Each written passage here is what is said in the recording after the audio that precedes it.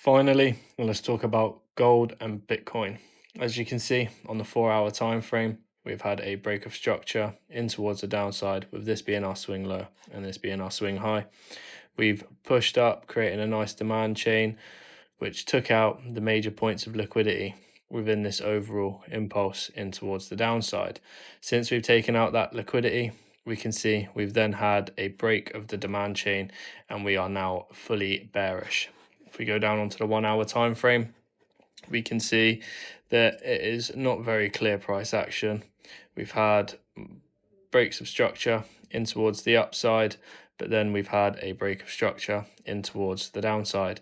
For any positions, I'd be looking for a bit of a retracement back up towards some of these liquidity highs before then looking for the structural shift in towards the downside to capitalize on a downside movement.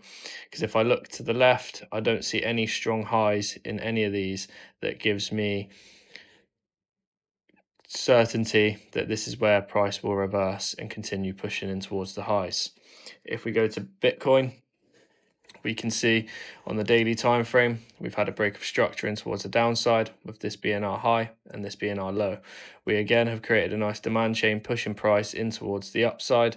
We've now taken the main point of liquidity out in this overall impulse in towards the downside, so I'm now looking for some potential shorts. If I go to the 4 hour time frame, I can see that we are still currently bullish, but we are creating some nice squeezing price action.